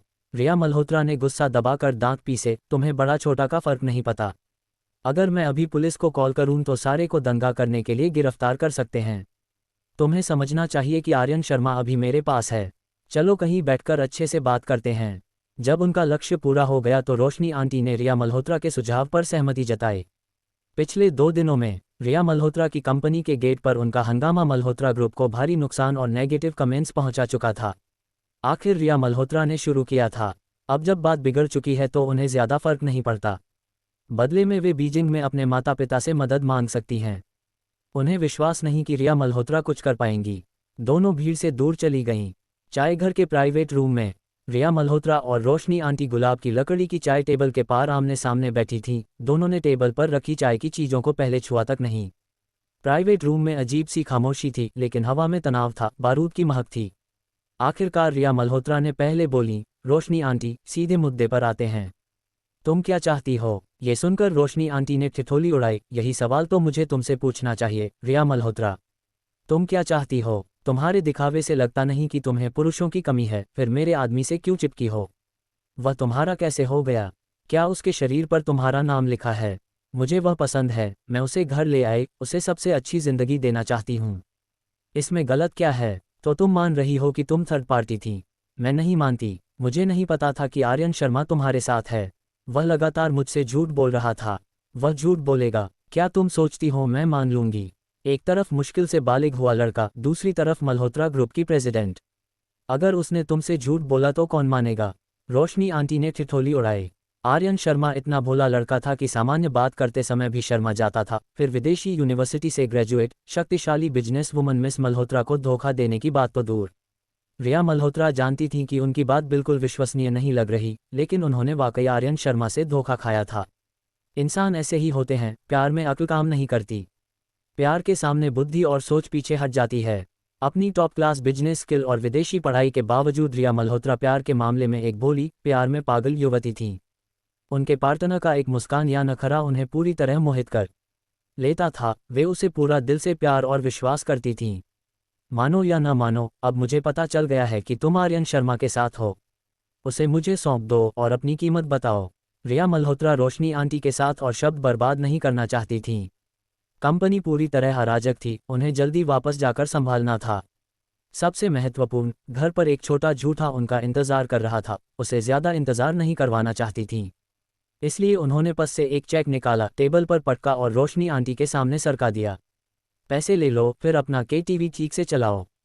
आर्यन शर्मा के पास फिर कभी मत आना और मल्होत्रा परिवार को परेशान मत करना, वरना मेरे पास बहुत तरीके हैं कि मुंबई में तुम्हारा रहना मुश्किल हो जाए। सच, मैं देखना चाहूंगी कि तुम मुझे मुंबई में रहना कैसे मुश्किल करोगी। रोशनी आंटी को भी दिलचस्पी हो गई। उन्होंने पहले KTV में रिया मल्होत्रा के साथ अच्छे संबंध बनाए रखे थे, आखिर उनका बिजनेस सिद्धांत था पैसे कमाना और शांति बनाए रखना। लेकिन अब दूसरी तरफ ने पहल करके उनकी लाइन क्रॉस कर दी थी, इसलिए वे बहुत उत्सुक थीं कि रिया मल्होत्रा उन्हें कैसे बर्बाद करेंगी। क्या कहने की ज़रूरत है रोशनी आंटी? तुम्हारे नाम के KTV जांच सहन नहीं कर सकते, है न? मेरे market supervision bureau, public security bureau और कल्चर एंड टूरिज्म ब्यूरो में लोग हैं। वे तुम्हारी कई बार जांच करेंगे और कई बार बंद करेंगे। क्या तुम्हारे KTV चलते रहेंगे? KTV में होस्टेस या सिंगर रखना मना है। अगर पकड़े गए तो परिणाम पता है न? रिया मल्होत्रा का चेहरा उदास से खेली हुई मुस्कान में बदल गया, आंखों में यकीन था। उनके आश्चर्य की बात यह थी कि रोशनी आंटी का चेहरा नहीं बदला। उन्होंने टेबल पर रखी सफ़ेद चीनी मिट्टी की चाय की प्याली उठाई, धीरे से घूंट लिया और हल्का सा हंसी। मिस मल्होत्रा वाकई बोली हैं। मुझे पता है कि KTV में पीने और गाने के लिए लोगों को हायर नहीं कर सकते, और मुझे ये भी पता है कि मुंबई में मल्होत्रा परिवार बहुत ताकतवर है। लेकिन हमेशा तुमसे ज़्यादा ताकतवर लोग होते हैं। अगर मेरे पास कुछ कनेक्शन नहीं होते तो क्या मिस मल्होत्रा मुझे परेशान करने भेजती? रोशनी आंटी ने इतना कहकर फिर एक घूंट चाय ली। रिया मल्होत्रा को देखकर हल्का सा मुस्कुराईं। रिया मल्होत्रा कुछ सेकंड के लिए स्तब्ध रह गईं, फिर रोशनी आंटी की पृष्ठभूमि के बारे में बेहद जिज्ञासु हो गईं। वे जानती थीं कि रोशनी आंटी मुंबई की छोटी बिजनेस ओनर हैं, कुछ चेन KTV हैं और कुछ पैसे हैं। लेकिन इतनी छोटी बिजनेस ओनर को मल्होत्रा परिवार के गेट घेरने की हिम्मत कहाँ से आए? इतनी छोटी बिजनेस ओनर को मिस मल्होत्रा के सामने इतने शांत बैठकर सामना करने का हौसला कहाँ से आया? मिस मल्होत्रा, मैं नहीं चाहती थी कि बात इतनी बिगड़े। मैं आपको अपमान नहीं कर रही, लेकिन अगर उस रात तुम आर्यन शर्मा को मुझे वापस कर देती तो ये सब नहीं होता। इसलिए तुम चुन लो, आर्यन शर्मा मुझे वापस कर दो या फिर मामला और बढ़ता रहे। ये सुनकर रिया मल्होत्रा का चेहरा फिर गिर गया। आर्यन शर्मा वह था जिस पर उन्होंने नज़र डाली थी, जो उनका था। उन्होंने आर्यन शर्मा को चूमा, उसके साथ सोया और अब उसे वापस कर दें। सोच भी मत रोशनी आंटी, उन्होंने हर शब्द साफ साफ बोला। मुझे लगता है तुमने गलत समझा है। मैं आज तुमसे बैठकर बात करने आई हूं, न तुम्हारे आदेश सुनने के लिए, न आर्यन शर्मा की मालिकाना हक पर चर्चा करने। मैं सिर्फ तुम्हें ये बताना चाहती हूं कि अपनी हद में रहो। अध्याय 91। रोशनी आंटी की माँ। दोनों का झगड़ा बुरे तरीके से खत्म हुआ। रोशनी आंटी को बहुत गुस्सा आया कि रिया मल्होत्रा जबरदस्ती आर्यन शर्मा की जगह ले रही है। रिया मल्होत्रा से पूरी तरह रिश्ता तोड़कर अब वो सिर्फ इंतजार कर सकती थी, शायद आगे स्थिति और बिगाड़ दें। सबसे पहले वो सफायर क्लब हेडक्वार्टर्स गईं, क्लब मैनेजर और सभी ब्रांच मैनेजर्स को बुलाया और ऐलान किया, आज से सफायर क्लब अनिश्चितकाल के लिए बंद। यह आदेश जारी किया जाता है, सभी कर्मचारियों को वेतन जारी रहेगा। मैनेजर्स हैरान भी हुए और खुश भी। खुशी साफ थी, बिना काम किए भी सैलरी मिलेगी, ये तो कमाल की बात है। लेकिन हैरानी इस बात से कि रोशनी आंटी ने अनिश्चितकालीन बंद कहा, इससे निश्चित रूप से रोशनी आंटी को भारी नुकसान होगा। कुछ मैनेजर्स शुरू से ही रोशनी आंटी के साथ थे, उन्होंने स्क्रैच से बिजनेस खड़ा किया था। वे उनके विश्वासपात्र थे। उन्होंने अफवाहें सुनी थीं कि रोशनी आंटी एक जवान लड़के के साथ डेटिंग कर रही हैं और पिछले 2 दिनों में क्या हुआ ये भी सब जानते थे। सब रोशनी आंटी की चिंता कर रहे थे। हेडक्वार्टर्स क्लब के मैनेजर ने कहा, अनिश्चितकालीन बंद, ये तो बहुत बड़ा नुकसान है। और इतने कर्मचारी, फिर भी सैलरी देनी है, हमारा कैश फ्लो शायद ज़्यादा दिन नहीं चलेगा। क्या मल्होत्रा परिवार की वजह से? बाकी विश्वासपात्र मैनेजर्स भी सहमति में सिर हिलाने लगे। रिया मल्होत्रा ने कहा है कि वो अपने कनेक्शन से हर तरफ से हमारी जांच कराएगी और निशाना साधेगी। उसको बहाना देने के बजाय हम पहले ही बंद कर देते हैं, फिर वो कुछ नहीं कर पाएगी। फिर भी कुछ प्रभाव नहीं पड़ेगा। मैंने सालों में काफ़ी पैसा बचाया है, मेरा फंड अभी काफ़ी है। मैं किसी को भी अन्याय नहीं करूंगी। आप सब अगले कुछ दिन आराम कर लो, इसे छोटी छुट्टी समझ लो। सही कहा, लेकिन मल्होत्रा परिवार, एल्दर झाओ ने कहा, चिंता मत करो। रिया मल्होत्रा ऊपर से अमीर और ताकतवर सीईओ लगती है, लेकिन अंदर से वो सिर्फ घमंडी और जिद्दी लड़की है, एक छोटी बच्ची। मैं उसको संभाल लूंगी। रोशनी आंटी के इतना कह देने के बाद पुराने मैनेजर्स के पास और कुछ नहीं बचा। मीटिंग अचानक खत्म हो गई। रोशनी आंटी अपने ऑफिस में बैठी, बगल के खाली सोफे को देखा और पहली बार आर्यन शर्मा से मिलने की याद आ गई। लड़के का मासूम चेहरा और जवानी की निशानी उन्हें तुरंत आकर्षित कर गई थी। याद है, यहाँ काम पर पहले दिन वो गलती से सो गया था, तो उन्होंने उसे सोफे पर लिटाया और छोटी कंबल उड़ा दी थी। वो छोटी कंबल अब सोफे पर साफ सुथरी तह करके रखी थी। रोशनी आंटी को लगा जैसे सब कल की बात हो। उन्होंने सोचा था कि आर्यन शर्मा के साथ शांत और सुखी जिंदगी गुजारेंगी, लेकिन अचानक रिया मल्होत्रा कहीं से आ गई। इस बात को सोचकर उन्हें अजीब सा दुख हुआ और उन्होंने सिगरेट निकालकर पीनी शुरू कर दी। सिर्फ 1 महीने में मिलना, दिलचस्पी लेना, पसंद करना और आखिर में प्यार हो जाना। प्यार के सामने किसका आना मायने नहीं रखता, यहाँ तक कि रोशनी कपूर भी अपवाद नहीं। उनकी परिपक्व दिखावट के नीचे बस एक प्यार में पागल लड़की छुपी थी। डेस्क पर बैठकर उन्होंने एक के बाद एक सिगरेट पी, आखिरी सिगरेट खत्म करके सांस छोड़ी। फिर फोन उठाया और बार बार सोचने के बाद आखिरकार शालिनी कपूर को नॉर्मल कॉल लगाए। कॉल जल्दी कनेक्ट हो गई। पहले दूसरी तरफ से साफ पक्षी की चहचहाहट आए, फिर एक मध्यवर्गीय महिला की प्यारी आवाज आए, बेटा इस समय मम्मी को कॉल क्यों किया? तुम हाल चाल कैसे हो? बहुत अच्छा नहीं है। सही कहा बेटा, अगर अच्छा होता तो मम्मी को कॉल ही नहीं करते। हाँ, तुम अब बड़े हो गए हो, समय आ गया है कोई अच्छा लड़का ढूंढकर घर ले आओ, मम्मी को मिलवाओ। मम्मी, मैं यही बताने वाला था। हाल ही में मुझे एक लड़का पसंद आ गया है और हम डेटिंग कर रहे हैं। लेकिन रोशनी कपूर ने कुछ भी छुपाया नहीं और पिछले 2 दिनों में हुई सारी बात अपनी माँ को बता दी। शालिनी कपूर ने ये सुनकर सिर्फ हंसी। उनकी लाडली बेटी का बॉयफ्रेंड किसी और परिवार की लड़की ने छीन लिया। अब माँ के रूप में उन्हें क्या कहना था? अरे तुम लोग कौन सा नाटक कर रहे हो? महल का ड्रामा, या बादशाह और राजकुमार एक रखेल के लिए लड़ रहे हैं? हा, मम्मी मुझ पर हंसो मत। तुम्हारा भावी दामाद किसी और लड़की ने छीन लिया, मुझे कुछ सलाह दो। दूसरी तरफ अपनी माँ की ढीली और थोड़ी मजाकिया हंसी सुनकर रोशनी कपूर बेबस हो गईं। वो हमेशा से बहुत आत्मनिर्भर और स्वतंत्र रही थीं। बचपन से लेकर अब तक, पढ़ाई हो या ग्रेजुएशन के बाद बिजनेस शुरू करना, उन्होंने लगभग कभी माँ बाप से मदद नहीं मांगी। आज जब उन्होंने माँ से मदद मांगी, इसका मतलब था कि मामला बहुत बड़ा है और उनकी जिंदगी की खुशी से जुड़ा है। कम से कम अभी तो वो ऐसा ही सोच रही थीं। फिर भी माँ कैसे हंस रही थीं। दूसरी तरफ शालिनी कपूर को भी यह एहसास हो गया। उनकी हंसी धीरे धीरे रुक गई और लहजा गंभीर हो गया। ठीक है बेटा, मम्मी अब नहीं हंसेगी। तुम्हारा मतलब वो मल्होत्रा परिवार की लड़की रिया मल्होत्रा है ना? उसका पिता विक्रम मल्होत्रा। कुछ साल पहले दिल्ली में चैरिटी गाला में तुम्हारे पापा और मैं उनसे मिले थे। मैं उनको फ़ोन करके पूछ लूँगी। लेकिन तुम दोनों बच्चे जैसे खेल रहे हो, ये तो मज़ेदार है। हा, मम्मी मुझ पर हंसो मत, मैं सच में परेशान हूँ। ठीक है, मम्मी समझ गई। मैं तुम्हारे पापा से बात करके विक्रम मल्होत्रा से बात करूँगी। तुम लोग स्कूल के बच्चे जैसे लड़ रहे हो और माँ बाप गुस्से में दूसरे माँ बाप से कह रहे हैं। हाँ मम्मी, आप सही कह रही हैं।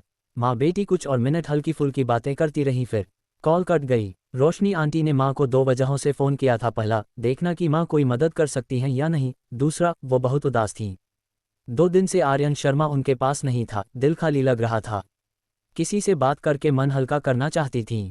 अब उन्हें अच्छा लग रहा था। माँ की मदद से काम लगभग पक्का हो गया था। घर से दूर रहने वाले बच्चों के लिए माँ बाप हमेशा अंतिम हथियार और आत्मविश्वास का स्रोत होते हैं। यहाँ तक कि रोशनी आंटी जैसी स्वतंत्र महिला भी, जो माँ बाप पर निर्भर नहीं होना चाहती, जब समस्या बहुत बड़ी हो जाती है तो सबसे पहले माँ बाप को ही याद करती है। इधर मल्होत्रा ग्रुप हेडक्वार्टर्स, रिया मल्होत्रा ने हाल ही में मीटिंग बुलाई थी, मुख्य रूप से पिछले 2 दिनों के नुकसान और प्रभाव को कम करने पर। पिछले 2 दिनों में रोशनी आंटी के कदमों ने मल्होत्रा के कर्मचारियों को निराश कर दिया और ऑनलाइन भारी पब्लिक ओपिनियन तूफान उठा, यहाँ तक कि शेयर प्राइस गिरने लगी। मुख्य बात यह कि यह उनके आई चिप मार्केट के शुरुआती स्टेज में हुआ, जिससे उन्हें प्रोजेक्ट रद्द करना पड़ा। रिया मल्होत्रा पूरी तरह घबराई हुई थी। उसे रोशनी आंटी की चतुराई की तारीफ करनी पड़ी। कंपनी संभालने के बाद पहली बार उसे ऐसा अनुभव हुआ। लेकिन रिया मल्होत्रा किसी से कम नहीं थी। कंपनी के इन परेशान करने वाले मामलों को निपटाने के बाद उसका अगला टास्क रोशनी आंटी को संभालना था। अध्याय 92, क्या मैं हमेशा के लिए बंद रहूंगा। रिया मल्होत्रा बहुत सक्षम थी। इतनी कांटेदार समस्या को भी उसने क्रमबद्ध तरीके से निपटा लिया। वो दोपहर भर काम करती रही। शाम 6 बजे तक जब अंधेरा होने लगा, उसने और कंपनी के कुछ सीनियर एग्जीक्यूटिव्स ने स्थिति को स्थिर कर लिया। इस मामले के डाउनी और वीबो पर कई वीडियो और कमेंट्स को अथॉरिटी ने डिलीट कर दिया। वैसे भी इसे अनदेखा छोड़ देने से कोई बड़ी बात नहीं थी। लोग गॉसिप और मजा देखना पसंद करते हैं, लेकिन उनका जोश जल्दी आता और जाता है। इस हफ्ते कौन से सेलिब्रिटी ने चीट किया, अगले हफ्ते कौन से स्कूल टीचर स्टूडेंट के साथ डेटिंग कर रहा है। संक्षेप में, गॉसिप बस मजा लेने की चीज़ है। कंपनी के अंदर स्थिति स्थिर हो गई, लेकिन अपरिहार्य नुकसान हो ही गया। खासकर आई चिप मार्केट लेआउट का प्लान अगले हफ्ते तक टालना पड़ा। हालांकि कर्मचारी सामान्य काम पर लौट आए, लेकिन इतना सनसनीखेज गॉसिप उनके कंपनी के सामने हुआ, इसलिए काम करते हुए वे थोड़ा बहुत चर्चा करते ही थे। रिया मल्होत्रा की ठंडी और बर्फीली क्वीन इमेज टूट गई और उसे किसी और के पति को चुराने वाली का लेबल लग गया। रिया मल्होत्रा उनको लेकर ज्यादा परवाह नहीं करती थी। दूसरे शब्दों में, उसका मन नहीं था। ज्यादातर बातें सुलझ जाने के बाद वह बस घर जाना चाहती थी, उस लड़के के पास, उसके कान में मीठी बातें सुनना और महसूस करना कि आज के सारे प्रयास, उसे अपने पास रखने के सारे प्रयास सार्थक थे। आर्यन शर्मा को बाहर क्या हो रहा है, इसका कोई अंदाजा नहीं था। रिया मल्होत्रा ने उसे दोपहर से रात तक बंद रखा था और वो पागल हो रहा था। उसके पास न फोन था, न टीवी, न कुछ मनोरंजन, सिर्फ खिड़की के बाहर झींगुर और पक्षियों की चहचहाहट। दरवाजा सिर्फ एक बार खुला जब तनिषा लंच लेकर आए। उस पल उसे तनिषा को धक्का देकर भागने का मन हुआ। वो जानता था कि बाहर बॉडीगार्ड्स हैं और भाग नहीं पाएगा, लेकिन कम से कम ताजी हवा तो मिल जाती। लेकिन जब तनिषा के पीछे 2 लंबे तगड़े बॉडीगार्ड्स खड़े देखे तो उसने विचार छोड़ दिया। चतुर आदमी हार की लड़ाई नहीं लड़ता, बस धैर्य रखो और धैर्य। लंच के बाद उसने कुछ भी सोचना बंद कर दिया, दिमाग साफ किया और लेटकर सो गया। लेकिन ये झूठ था कि कुछ नहीं सोचा। 2 दिन से यहाँ बंद था और 2 दिन से रोशनी आंटी को नहीं देखा। उसे बहुत याद आ रही थी। आखिरकार शाम 7 बजे रिया मल्होत्रा लौटी। अतिशयोक्ति करें तो अगर आर्यन शर्मा को बात करने वाला कोई न होता तो उसके शरीर पर बाल उगाते। छोटे झूठे, तुम बेसब्री से इंतजार कर रहे थे ना।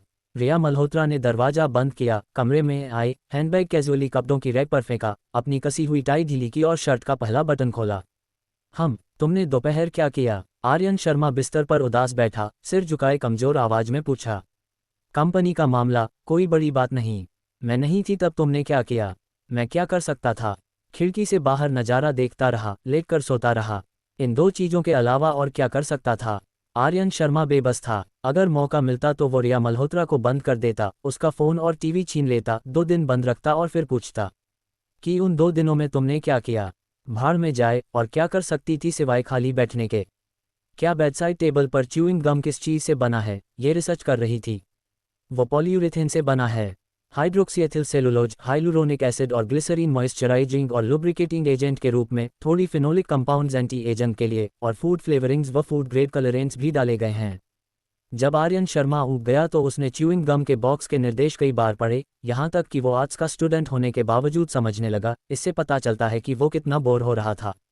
रिया मल्होत्रा ने फिर पूछा कि पूरे दिन क्या किया, जिससे उसमें बिना नाम का गुस्सा भड़क गया।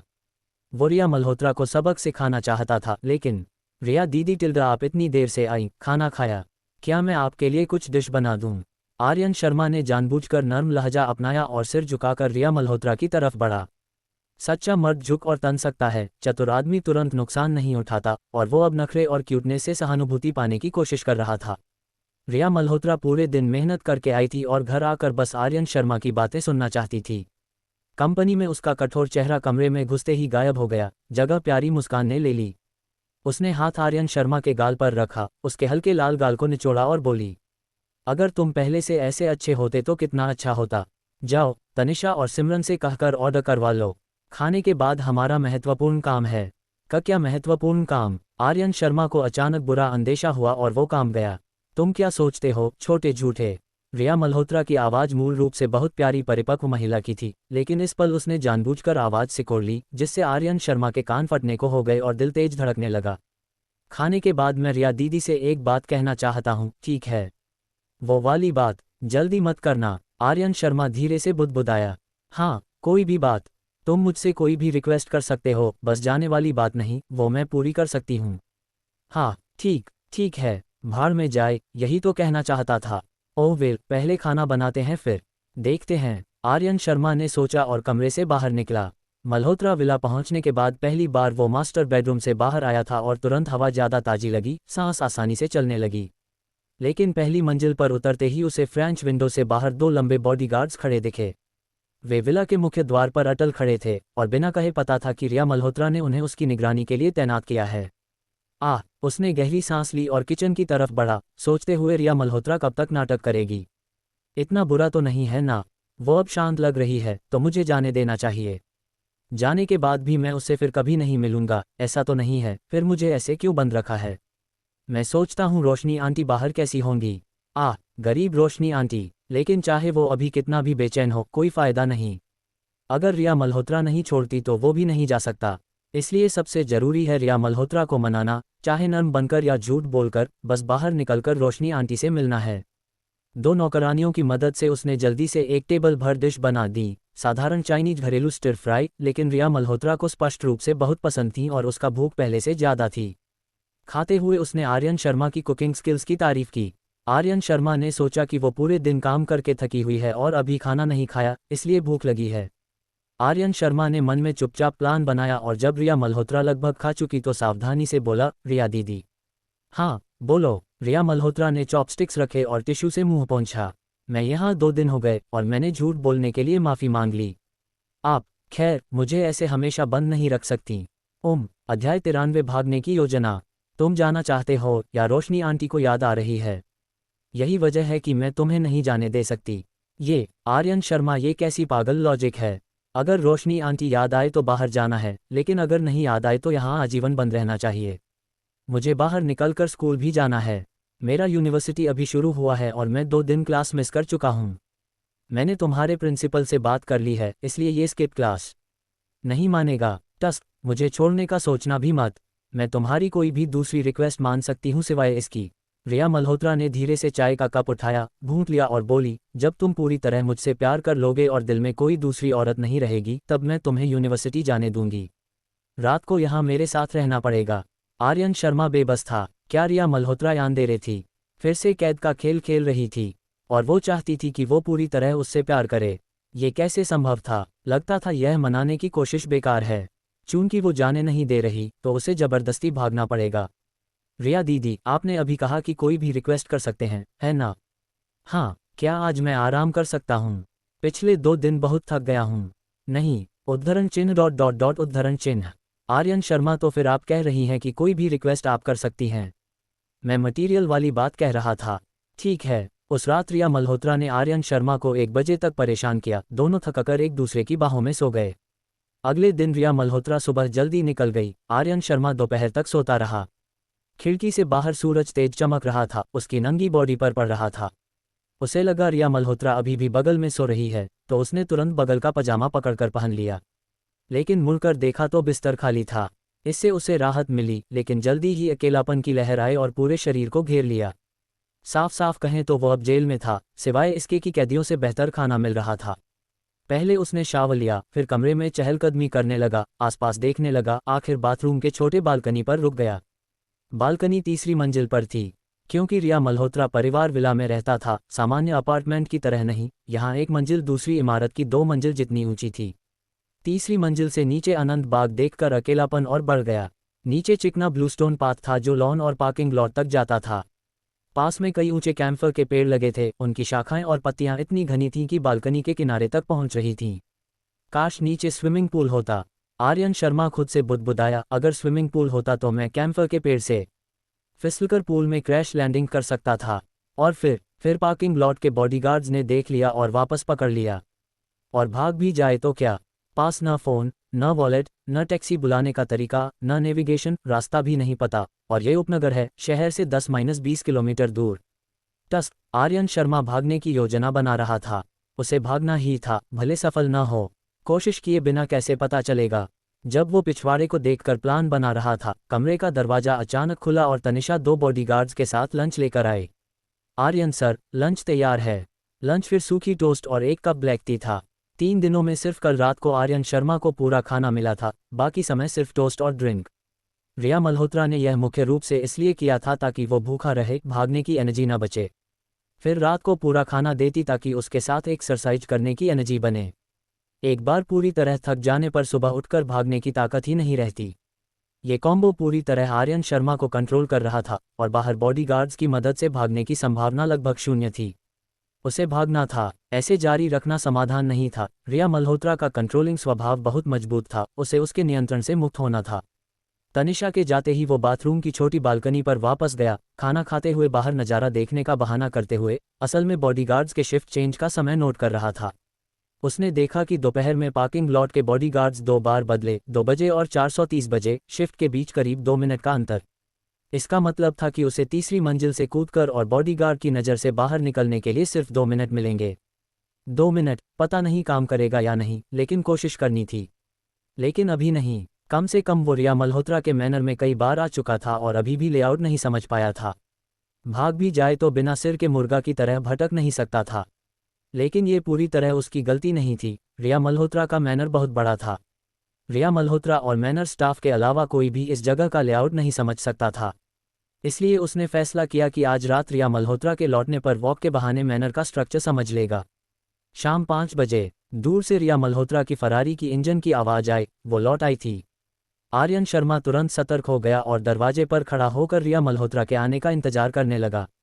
जल्दी ही रिया मल्होत्रा दरवाजा खोलकर अंदर आए, उसके साथ महकती हवा आई। उसका चेहरा अच्छा नहीं था और आंखों में थकान साफ दिख रही थी।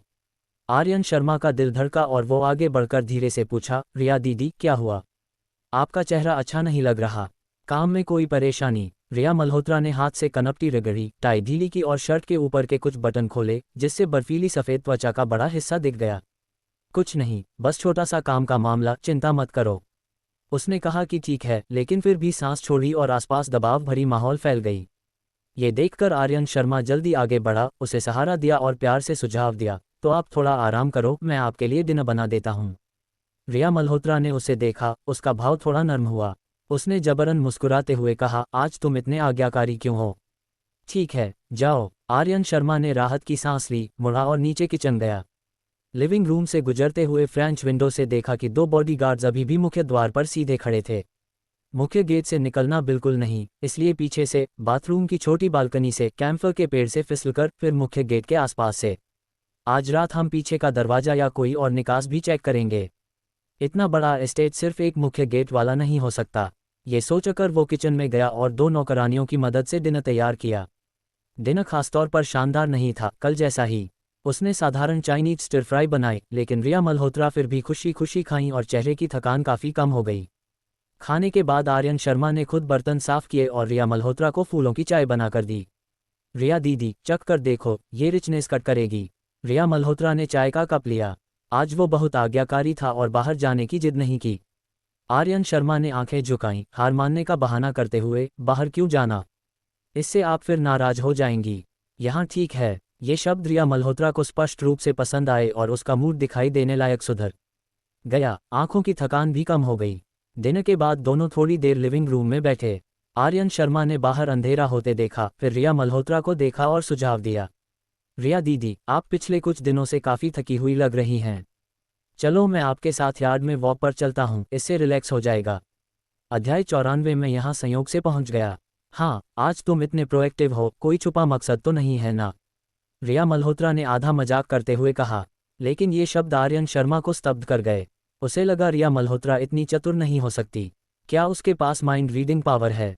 हालांकि उसकी मुस्कुराती हुई शक्ल देखकर आर्यन शर्मा ने राहत की सांस ली, इसे मजाक समझ लिया। उसने रिया मल्होत्रा का हाथ पकड़ा और विला के मुख्य द्वार की तरफ ले गया। आज सुबह रिया मल्होत्रा पहले कंपनी गई थी जहां बहुत सारा गड़बड़ सुलझाया, फिर पुराने घर जाकर माँ बाप से बड़ी लड़ाई की। वजह स्वाभाविक रूप से पिछले 2 दिनों में रोशनी आंटी द्वारा की गई परेशानी थी। थकी हुई देह लेकर लौटी और आर्यन शर्मा को इतना आज्ञाकारी देखा, उसके लिए खाना बना रहा, वॉक पर ले जा रहा, यहाँ तक कि हाथ पकड़ रहा। इस लड़के की संगति में दिन भर का सारा बुरा मूड गायब हो गया। उसे ये एहसास बहुत पसंद था, वो चाहती थी कि वो हमेशा उसके साथ रहे। चाहे आर्यन शर्मा को छुपा मकसद पता हो या वो सच में समझ गया हो और उसे खुश करना जानता हो, फिलहाल वो उसका था। पूरी तरह अंधेरा हो चुका था। दोनों हाथ में हाथ डाले स्ट्रीट लाइट्स के नीचे चल रहे थे, लेकिन उनके मन में अलग अलग बातें थीं। चलते चलते रिया मल्होत्रा अचानक बोली, आर्यन, क्या तुम मुझे पसंद करते हो? सच बताना। ओह, पसंद है, बिल्कुल पसंद है। आर्यन शर्मा मैनर के पिछवाड़े का लेआउट देख रहा था जब रिया मल्होत्रा का अचानक सवाल आ गया। फिर बिना सोचे जवाब दे दिया, रिया दीदी, आप इतनी खूबसूरत और अमीर हो, कोई भी लड़का आप जैसी को पसंद करेगा, है ना? लेकिन मैं सिर्फ एक लड़के को पसंद करती हूँ। बचपन से अब तक, स्कूल हो या काम, मैं सिर्फ एक लड़के की तरफ आकर्षित हुई हूँ। ओह, वो लड़का कौन है? आर्यन शर्मा का ध्यान बातचीत पर बिल्कुल नहीं था, उसकी आंखें अभी भी चारों तरफ घूम रही थीं, यहाँ बॉडीगार्ड, वहाँ बिल्डिंग देख रहा था। वो सिर्फ रिया मल्होत्रा की बातों को बिना सोचे दोहरा रहा था। वो था एक छोटा झूठा। उसने पहले अपने मासूम चेहरे और भोले स्वभाव से मेरा ध्यान खींचा, फिर हर रात मेरे साथ सोया, लेकिन चुपके से किसी और औरत से प्यार कर लिया। रिया मल्होत्रा बोलते बोलते अचानक भावुक हो गई और उसका लहजा उदास हो गया। मैंने उस छोटे ठग को बहुत मदद दी, उसके साथ बहुत उदार रही, लेकिन आखिर में उसने मुझे धोखा दिया। क्या तुम नहीं सोचते कि वो छोटा ठग बहुत बुरा था? आर्यन शर्मा मूर्ख नहीं था, भले मूर्ख होता तो भी समझ जाता कि रिया मल्होत्रा किसके बारे में बोल रही है। उसका दिमाग फिर घूमने लगा। उसे लगा कि उसने रिया मल्होत्रा के साथ गलत किया, खुद के साथ गलत किया, और सबसे ज्यादा रोशनी आंटी के साथ। उसने रिया मल्होत्रा की झुकी हुई आंखों को देखा। स्ट्रीट लाइट की रोशनी उसके चेहरे पर हल्की परछाई डाल रही थी। उसकी हमेशा की दबंगई गायब थी, सिर्फ अकेलापन बचा था। मुझे उस छोटे ठग से सच में बहुत प्यार है। भले वो थोड़ा बेवकूफ़ लगता हो, मैं उसके झांसे में आ जाती हूँ। भले उसका परिवार बहुत गरीब हो और हम मैच न करते हों, मुझे नहीं पता कब से, लेकिन मैं उसके साथ शादी करने के बारे में सोचने लगी। असल में उसके साथ साधारण जिंदगी बिताना बुरा नहीं है। आर्यन शर्मा रिया मल्होत्रा की बात सुनते हुए खुद भी अजीब सा दुखी हो गया। लोगों के बीच भावनाएं संक्रामक होती हैं, हालांकि उसे ठीक ठीक नहीं पता था कि वो किस बात पर दुखी है। दोनों चुपचाप उनके पीछे ब्लूस्टोन पाथ पर चले, लॉन पार किया, पार्किंग लॉट पार किया और आखिर में एक गार्डन पहुंच गए। पूरी राह रिया मल्होत्रा उदास थी और आर्यन शर्मा भी उसके साथ उदास था। हालांकि वो सिर्फ उदासी में नहीं डूबा रहा। रास्ते भर वो चारों तरफ देखता रहा, बॉडीगार्ड्स की संख्या गिनता रहा और उनकी पोजीशन नोट करता रहा। उसने गार्डन के पास एक छोटा गेट भी देखा, जिसके बाहर हाईवे था। गेट के पास गार्डरेल ज्यादा ऊंची नहीं थी और थोड़ी कोशिश से चढ़ा जा सकता था। इस खोज से उसे बहुत हैरानी हुई और दिल तेज धड़कने लगा। गार्डन के बीच में एक छोटा पेवेलियन था, उसके आसपास कई स्ट्रीट लाइट्स थीं। दूर से देखने पर बहुत शांत सुंदरता थी। दोनों स्वाभाविक रूप से पेवेलियन में चले गए और बगल में बैठ गए। मैं यहाँ संयोग से पहुँच गया। कंपनी संभालने के बाद यहाँ ज़्यादा नहीं आया। ये जगह काफ़ी अच्छी है, शांत है, और जब उदास लगे तो यहाँ रिलैक्स करने आ सकते हो। क्या तुम मेरे साथ रहोगे? अगर तुम मेरे साथ रहोगे तो मैं बहुत खुश होंगी। जब रिया मल्होत्रा ने ये कहा तो उसकी पहले वाली ठंडी फीमेल सीईओ वाली इमेज गायब हो गई और वो एक प्यार में पागल लड़की बन गई, जिसके दिमाग में सिर्फ आर्यन शर्मा के साथ पूरी जिंदगी बिताने के विचार थे। वो सख्त माँ बाप के मार्गदर्शन में बड़ी हुई, हर शब्द और हर काम नियमों में बंधा था। उसके माँ बाप ने उसकी जिंदगी का पहला आधा हिस्सा ही ले लिया था। वो क्या कपड़े पहने, क्या शौक अपनाए, कौन सा स्कूल जाए, यहाँ तक कि किसके साथ खेलें, सब मल्होत्रा माँ बाप के कंट्रोल में था। इसी वजह से बाद में उसका मनोवैज्ञानिक असंतुलन हुआ और पिता जैसा ही गुस्सैल स्वभाव। स्थिति संभालने के बाद उसने खुद को कठोर कवच में लपेट लिया। उसके निर्णायक और कुशल फैसले और निर्विवाद लहजा खुद को बचाने के हथियार थे। समय के साथ उसे लगभग भूल ही गया कि गार्ड नीचे करने का क्या एहसास होता है। वो बिना प्यार वाले परिवार में बड़ी हुई और प्यार की तड़प थी। फिर आर्यन शर्मा आया। पहले उसे दिलचस्पी हुई, फिर बेसुध होकर प्यार हो गया। उसका चेहरा, उसकी मुस्कान, उसकी आदतें, सारी भावनाएं, जैसे भगवान ने एक दरवाजा बंद किया और दूसरा खोल दिया। क्या ठंडी फीमेल सीईओ, क्या मल्होत्रा परिवार की बेटी, सब सिर्फ मास्क थे। प्यार के सामने रिया मल्होत्रा बस एक प्यार की भूखी छोटी लड़की थी। इस पल दोनों बगल में बैठे थे। रिया मल्होत्रा लड़के की खास खुशबू सूंघ रही थी और तारों भरे आसमान को देख रही थी। अचानक बोली, आर्यन, क्या तुम सोचते हो हम हमेशा ऐसे ही रह सकते हैं। मुझे नहीं पता। आर्यन शर्मा, माफ़ करना इस भावुक माहौल को ख़राब करने के लिए, लेकिन अब मुझे सिर्फ ये जानना है कि उस गेट के पास फेंस पर लगी वायरमेश में कट है या नहीं। अगर मैं चुपके से चढ़ गया और गलती से कट लग गया तो क्या मैं मर जाऊंगा? आर्यन, मैं सीरियस हूँ। रोशनी आंटी के बारे में सोचना बंद कर दो, ठीक है? मेरे साथ यहाँ खुश नहीं हो। आर्यन शर्मा चुप रहा और कोई जवाब नहीं दिया, लेकिन यही उसके नाखुश होने का सबूत था। बकवास। अगर तुम्हें कुत्ते की तरह चेन करके रखा जाए, दोपहर में कुछ कुत्ते का खाना दिया जाए और शाम को मालिक के आने पर पूरा खाना मिले, फिर खाने के बाद भी मालिक के मूड पर निर्भर, अगर मालिक का मूड अच्छा हो तो ही वॉक पर ले जाए, तो फिर खुश कैसे रहूं? रिया मल्होत्रा ने हाथ आर्यन शर्मा के कंधे पर रखा और उसे अपनी बाहों में खींच लिया। आर्यन शर्मा उसके सीने से सट गया, चेहरा हल्का लाल हो गया। लगता था रिया मल्होत्रा के साथ काफ़ी समय गुजरने के बाद वो इस बात का आदी हो गया था, इसलिए पहली बार जैसी प्रतिक्रिया नहीं हुई। हम ऐसे ही रहेंगे। मैं हर दिन कंपनी जाऊंगी, तुम घर पर मेरा इंतजार करोगे। फिर तुम मेरे लिए डिनर बनाओगे, डिनर के बाद यार्ड में वॉक करेंगे। जब समय मिले मैं तुम्हें बाहर घुमाने ले जाऊंगी, शॉपिंग, ट्रैवल। फिर हम शादी करेंगे और बच्चा होगा। रिया मल्होत्रा धीरे से बोलती रही। अरे अरे दीदी, बात कहीं और निकल गई। आर्यन शर्मा का चेहरा ऐसा लग रहा था जैसे उसने कुत्ते का गोबर खा लिया हो और करीब से देखने पर उसके माथे पर ठंडा पसीना छूट रहा था। हा हा हा। रिया मल्होत्रा हंसी, बहुत प्यारी हंसी।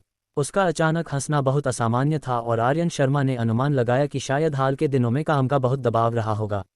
आखिर वो भी इंसान थी, चाहे उसकी क्षमता कितनी भी मजबूत और बिजनेस का ज्ञान कितना भी हो, आखिर थकान तो होती ही है। या शायद माँ बाप से झगड़ा हुआ था। अक्सर रिया दीदी कहती थी कि माँ बाप से नहीं बनती और वे उसे जल्दी शादी करने का दबाव डालते हैं, लेकिन यह उसका काम नहीं था।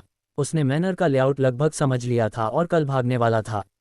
हालांकि सफल होने की संभावना कम थी, फिर भी कोशिश करनी थी। अलविदा रिया दीदी, दुनिया में अच्छे लड़के बहुत हैं। इस झूठे और कमीने आर्यन शर्मा पर क्यों फांसी लगानी? अध्याय 95, भागने की योजना 2। अगले दिन रिया मल्होत्रा हमेशा की तरह सुबह जल्दी उठ गई। उसने आर्यन शर्मा को नहीं जगाया, शावर लिया, सूट पहना और कंपनी चली गई। आर्यन शर्मा सुबह 9 बजे के आसपास उठा। पहले शावर लिया, फिर साफ पजामा पहना, बिस्तर पर लेटकर खिड़की से बाहर देखा और दिन के पहले खाने का इंतजार करने लगा। इंसान को जीने के लिए खाना चाहिए, भूख लगती है तो एक वक्त छूट जाए तो भी। इसके अलावा आर्यन शर्मा को भागने के लिए बहुत एनर्जी खर्च करनी थी, इसलिए उसे अच्छे से खाना था। नाश्ता हमेशा जैसा, एक स्लाइस टोस्ट और एक ग्लास दूध।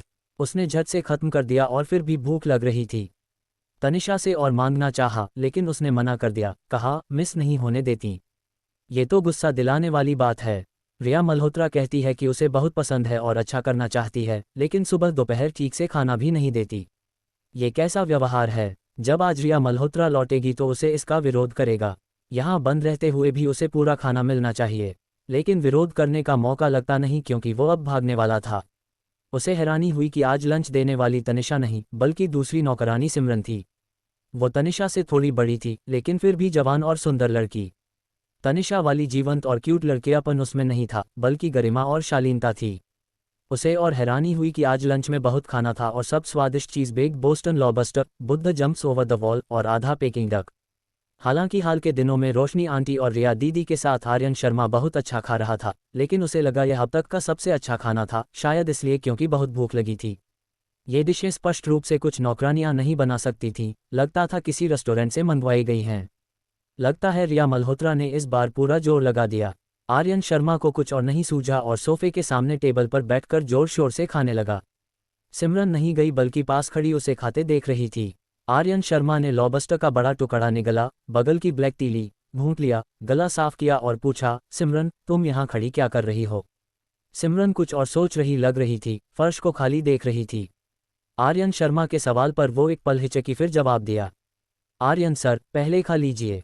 खाने के बाद मुझे आपसे कुछ कहना है। जो कहना है कह दो। खाना मुंह लेता है, कान नहीं। तुम बोल सकती हो, मैं सुन रहा हूँ। आर्यन शर्मा को स्वादिष्ट खाना मिलने से मूड बहुत अच्छा था।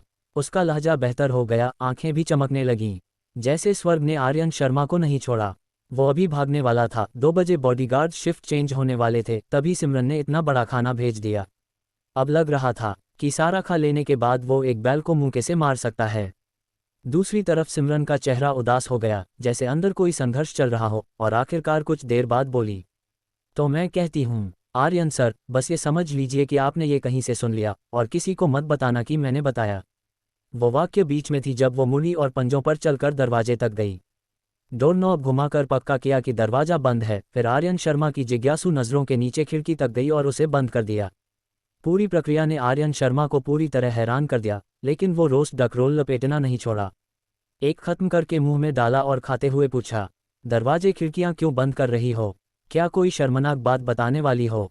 मैं बहुत बोर हूँ, जल्दी बताओ ताकि मजा आए। आर्यन सर, जो मैं कहने वाली हूँ किसी को मत बताना और मत कहना कि मैंने बताया, वरना मैं बड़ी मुसीबत में पड़ जाऊंगी। सिमरन आर्यन शर्मा के करीब झुककर फुसफुसाई, ठीक है, नहीं बताऊंगा। कमरे में सिर्फ हम दो हैं। तुम बता दो, किसी को पता नहीं चलेगा। वो बार बार रहस्य बनाए रख रही थी, जिससे आर्यन शर्मा और ज्यादा उत्सुक हो गया। सिमरन ने फिर भौहें सिकुड़ी, विचार व्यवस्थित किए और आखिरकार आर्यन शर्मा के दबाव में बोली, आर्यन सर, पहले मैं आपसे एक सवाल पूछती हूँ। क्या आपको यहाँ रहना पसंद नहीं है? उद्धरण चिन्ह, प्रश्नवाचक चिन्ह, विस्मयादिबोधक चिन्ह, उद्धरण चिन्ह। आर्यन शर्मा स्पष्ट रूप से हैरान था कि दूसरी तरफ ये सवाल पूछेगी, और उसे कोई अंदाजा नहीं था कि वो यह सवाल क्यों पूछ रही है। वो सच में स्तब्ध था। इस स्थिति में वो पूरी तरह शक कर सकता था कि सिमरन रिया मल्होत्रा द्वारा भेजी गई है ताकि उसकी भागने की मंशा टेस्ट करे। ये भी तो नहीं बनता। क्यों भेजेगी टेस्ट करने और क्यों नहीं कहेगी कि रिया दीदी को मत बताना? आर्यन शर्मा के जवाब देने से पहले सिमरन ने पूछा, क्या आप बाहर जाना चाहते हैं? उद्धरण चिन्ह, प्रश्नवाचक चिन्ह, विस्मयादिबोधक चिन्ह, उद्धरण चिन्ह। कहाँ बाहर जाने की बात कर रही हो? भागकर, मैनर के बाहर। आप सोचते हैं न, आखिर मिस हर दिन यहाँ बंद करके रखती हैं, जैसे जेल में। सुबह दोपहर खाना भी ठीक से नहीं मिलता, रात को मिस को सोने की सेवा करनी पड़ती है। असल में रिया दीदी ठीक हैं। आर्यन शर्मा सुनते सुनते और बेचैन होता गया और उसे और ज्यादा यकीन हो गया कि सिमरन रिया मल्होत्रा द्वारा भेजी गई है ताकि देखे कि उसके मन में भागने का इरादा है या नहीं। ठीक है, आप क्या सोचते हो मुझे परवाह नहीं। जो मैं बताने वाली हूँ वो ये कि आज दोपहर 2 बजे मैं पिछवाड़े के कैंफर पेड़ के नीचे कंबल सुखाने के लिए लटकाऊंगी। उस समय सिर्फ आप और पिछवाड़े पार्किंग लॉट का एक बॉडीगार्ड उसे देख पाएगा। मैं उसे याद दिलाऊंगी कि उसकी शिफ्ट खत्म होने का समय हो गया है और पहले जाने दूंगी। 3 मिनट बाद मैं गलती से गार्डन के पीछे का इलेक्ट्रिक गेट खोल दूंगी। वहाँ कोई बॉडीगार्ड नहीं होगा, लेकिन बाहर एक ब्लैक मेबैक खड़ी होगी। बस इतना ही कहना था। और हाँ, ये लो, इससे समय चेक कर सकते हो। सिमरन ने एप्रन के आगे वाले पॉकेट से एक वॉच निकाली। करीब से देखने पर वो वॉच एरोन कॉन्स्टेंटिन थी। आर्यन शर्मा ने पिछले दिनों रोशनी आंटी और रिया दीदी के साथ कई डिजाइनर ब्रांड्स देखे थे। उसने ब्रांड पहचाना और अनुमान लगाया कि वॉच 6 अंकों में होगी, जो निश्चित रूप से किसी नौकरानी के बस की बात नहीं थी। जो उसने अभी कहा उसके साथ मिलाकर वो शायद गलती से गार्डन के पीछे का गेट खोल देगी और वहां मेबैक इंतजार कर रही होगी। भाड़ में जाए, कुछ गड़बड़ है, कुछ जरूर गड़बड़ है। वो सिमरन को अलग ले जाकर कुछ डिटेल्स पूछना चाहता था, लेकिन सिमरन ने पहले ही वॉच आर्यन शर्मा के पास रख दी। जल्दबाजी में संदेश छोड़ दिया, आर्यन सर, बस ये समझ लीजिए कि मैं यहाँ कभी आई ही नहीं और कुछ कहा ही नहीं। फिर जल्दी से दरवाजा खोलकर बाहर निकली और फिर से बंद कर दिया। उद्धरण चिन्ह डॉट डॉट डॉट उद्धरण चिन्ह। आर्यन शर्मा पूरे 1 मिनट तक स्तब्ध खड़ा रहा, जब तक रोस्ट डक रोल के तेल से उसके हाथों से टपक कर उसकी पैंट पर नहीं गिरा। तब उसे होश आया। क्या भाड़ में, क्या हो रहा है? उसने हाथ में रोस्ट डक रोल रख दिया, दिमाग घूमने लगा और आखिरकार निष्कर्ष पर पहुंचा। अब 2 संभावनाएं हैं। पहली, वो जो पहले सोचा था, रिया मल्होत्रा ने सिमरन को भेजकर उसकी परीक्षा ली और उसके लिए एक लगभग परफेक्ट भागने की योजना बना दी।